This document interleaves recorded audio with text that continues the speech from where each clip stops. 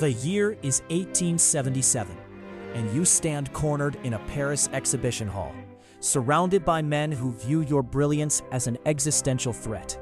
The air is thick with the scent of pipe tobacco and righteous indignation, as elite critics of the French art establishment circle your masterpiece, The Age of Bronze.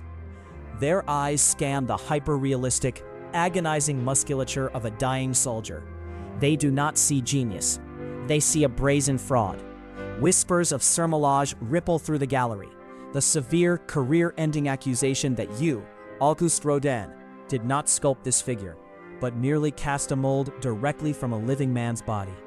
To defend your professional integrity, you must summon a photographer to document your model, proving to the state that your own hands crafted every sinew. This bitter confrontation defines your existence. Your life is a relentless pursuit of raw emotional truth over idealized academic perfection, an uncompromising vision achieved only through obsessive creative labor and profound moral contradictions. The suspicion of the elite is a familiar sting, rooted deep in your working-class origins. Born in a modest Parisian home to a police clerk, your early years are clouded by severe myopia. The world beyond a few feet is a hazy blur, a physical limitation that isolates you from your peers, but draws your focus intimately close to the tactile environment.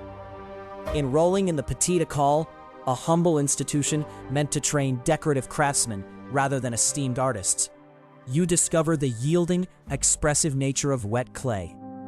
You desperately crave the legitimacy of a fine artist.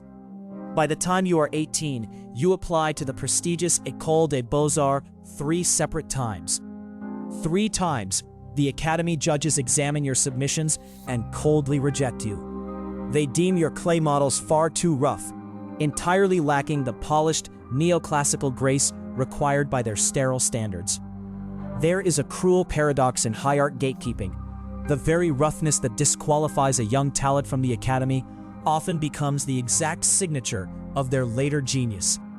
This foundational trauma plants a deep psychological schema of defectiveness within your mind, forging a heavily scarred identity as a perpetual outsider looking in at an exclusionary establishment. This lingering sense of inadequacy morphs into paralyzing grief when your beloved sister Maria falls ill and dies. Consumed by overwhelming guilt, convinced you somehow facilitated her rapid decline, you decide to abandon art entirely. You flee into the congregation of the Blessed Sacrament, seeking penance and erasing your worldly identity to become Brother Augustin. The tactile world of form and figure is traded for ascetic silence and rigid spiritual discipline. But the compulsion to create cannot be prayed away. You are caught obsessively modeling clay in the quiet, shadowed corners of the monastery by Father Peter Julian Aymard. Rather than punish you, the perceptive priest recognizes the undeniable, profane weight of your talent. He refuses to let you hide behind a cassock, ordering you to pack your belongings and forcing you back out into the bustling streets of Paris. It is a strange grace that sometimes the strict confines of religion provide the only authority capable of giving a runaway creator permission to embrace a deeply secular calling. Thrust back into the secular art world in 1864, you seek stability and find Rose Beret. A pragmatic, devoted seamstress, she steps into your chaotic life as your primary model and your anchor, beginning a highly uneven domestic partnership that will span half a century. Despite her steadfast, quiet support through your shared poverty, professional validation remains agonizingly elusive. You submit your deeply unvarnished man with the broken nose to the Paris salon, only to face yet another harsh rejection from a traditional establishment allergic to ugly truths. The conceptual weapon you require to fight this traditional aesthetic arrives during an 1875 journey to Italy. Standing before the monumental, twisting marble slaves of Michelangelo, a massive epiphany strikes you. You realize that human posture itself carries immense psychological weight. a contorted torso, or a slumped shoulder can communicate profound agony without a single idealized facial feature.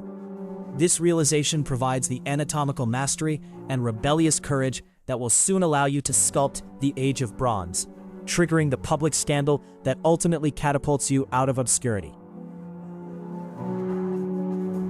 Fame brings vast resources, and by the age of 40, the state awards you a massive commission to design a set of monumental bronze doors.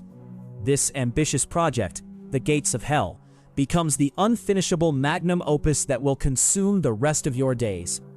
Your sprawling workspace transforms into a chaotic, obsessive theater of creation, operating far outside the polite boundaries of traditional sculpting. You wander this dusty, clay-splattered studio in a loose dressing gown, acting as a sovereign within a fragmented plaster universe. Deep drawers line the walls, filled to the brim with disembodied plaster hands, feet, and heavy brows. You demand your models walk freely around the room, flatly refusing to let them hold static, artificial poses, so you can capture the fluid, vibrating energy of actual, unscripted movement. Mashing wet clay together to assemble new, agonizing figures from broken parts, you intentionally leave your raw fingerprints smeared boldly across the surface. The Academy's polished ideals mean nothing here. You embrace the messy, unfinished aesthetic as the ultimate expression of human vitality. This obsessive, all-consuming dedication to your craft bleeds deeply into your personal affairs, creating agonizing moral contradictions. You enter a highly synergetic, passionately charged relationship with the brilliant young sculptor, Camille Claudel. She is your undeniable equal in genius, and for a decade, your artistic output intertwines beautifully, each of you pushing the other's work to unprecedented heights of emotional intensity. Yet you selfishly refuse to leave the fiercely loyal Rose Beret. You absorb Claudel's vibrant, youthful energy, utilizing her laborious studio assistance and her conceptual brilliance, while stubbornly denying her the complete, exclusive partnership she desperately craves. The deeply imbalanced arrangement slowly drives Claudel toward profound professional and personal ruin. A singular devotion to aesthetic truth often serves as an impregnable shield, blinding a creator to the devastating human collateral damage they inflict on those who fuel their creative fire. Even as your global fame peaks and international collectors clamor for your work, your uncompromising aesthetic continues to invite fierce public backlash. Commissioned by the Société des Gens de Lettres to memorialize a national literary icon, you labor for years to produce the monument to Balzac. When you finally unveil the towering statue in 1898, it is a monolithic, radically unidealized vision of raw power.